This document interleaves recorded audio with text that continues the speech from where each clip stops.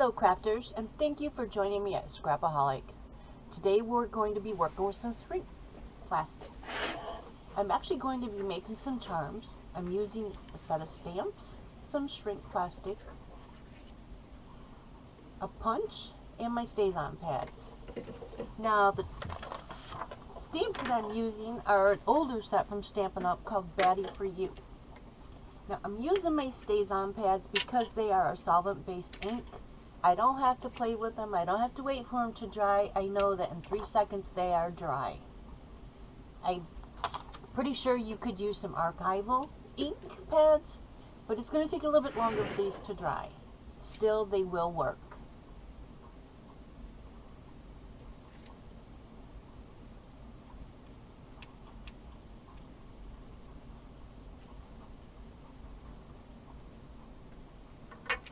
I have 8 stamps, so I'm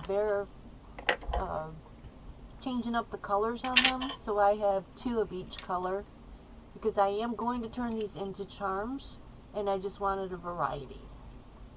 And because I have extra shrink plastic left, I'm going to make a couple more just to keep in my stash. Might as well use it up while I'm already going through the effort.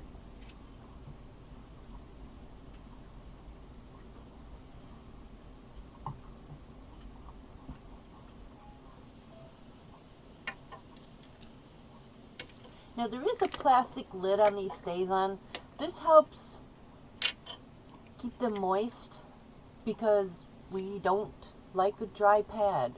Stazon evaporates because it is a solvent-based ink, and the pads, the covers that are on them, don't necessarily keep them as moist as they could be, so they put in an extra shield to help keep them from drying out.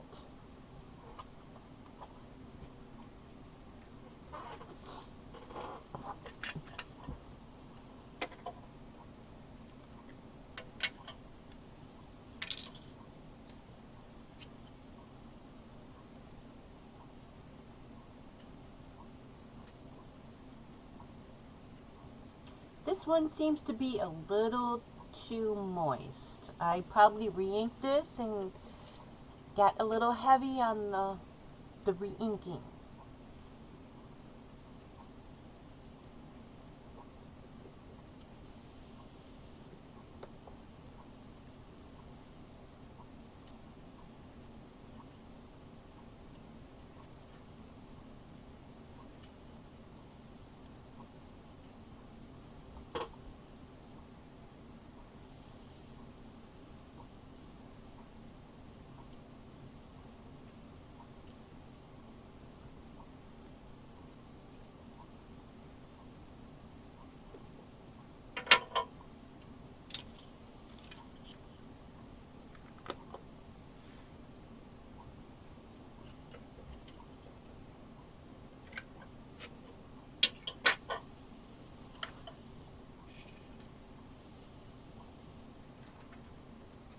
I'm going to cut these out only because they will fit in my punch a little bit better. And I don't like the jagged edges on these. I have a bad feeling that I probably would slice my finger open if I didn't cut them out.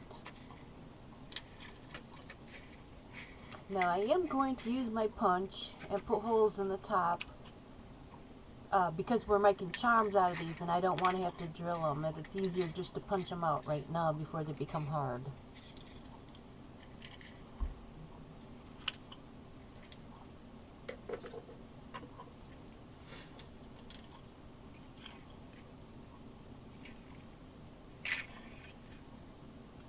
So this is not really working as planned. I thought this would be one and done. No. It's becoming a little bit of a effort, and I really don't want to ruin my punch. Give it one more try just for good measure. No, not working.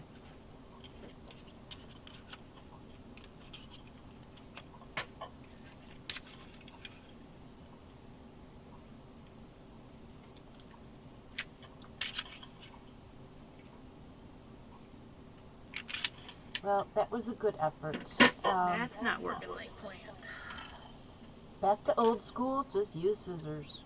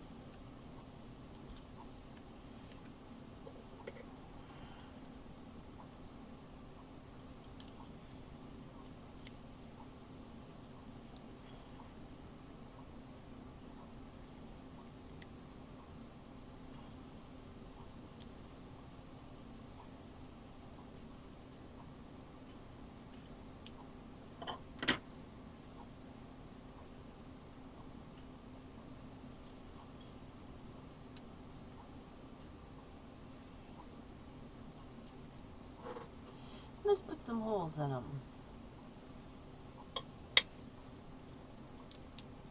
Okay, this is a little big. Not really liking that. So I'm going to use my other punch, and it's really hard to see in here. Once you put the item in it, the contraption's so big you can't really see where you're punching.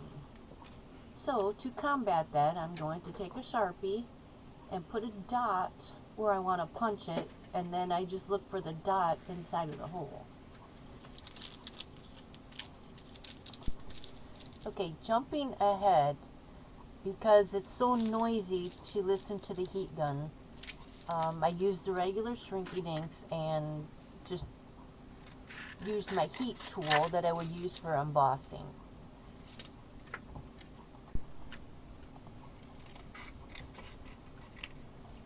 Packaging this up, I'm just using some of the paper that was left over for making the clipboard. This will be really great background. Tape the edge because I used this bag. I cut it off, it was kind of long.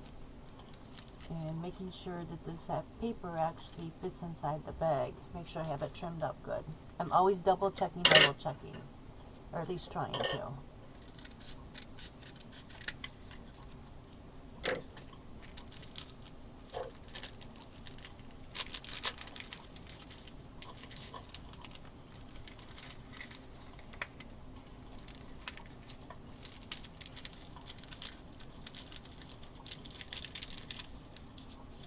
Snug.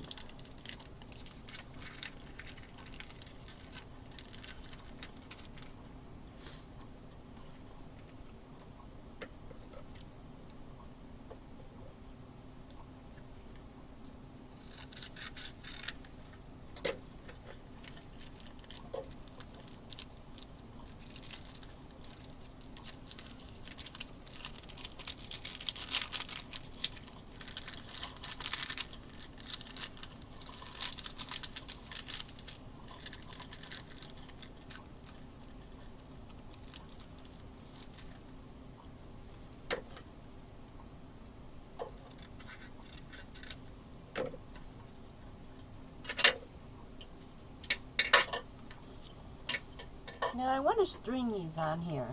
So I go to the back and I'm going to zigzag them left to right.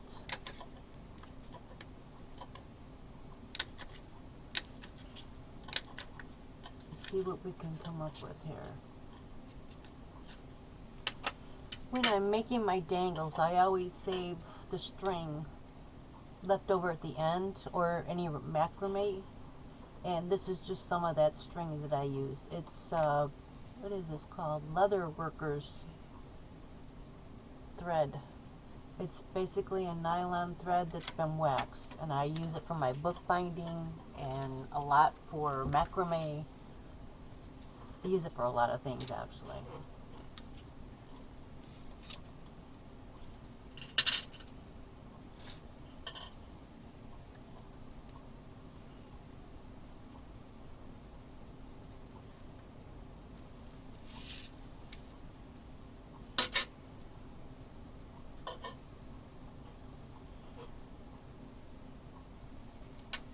I'm just running the thread through the top of the charms into the loop.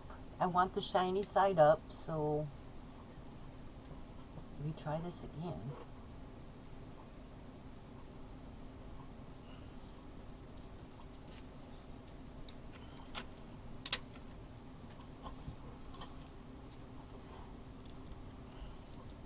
I'm finding that when you put tape at the end of a thread, when you're trying to thread it through these holes, it's a little bit easier.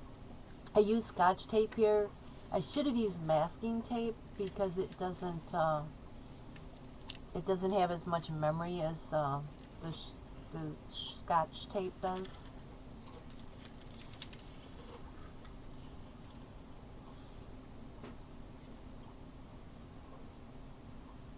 Basically what I'm saying is once you fold it over, it pretty much stays there. It doesn't keep unfolding.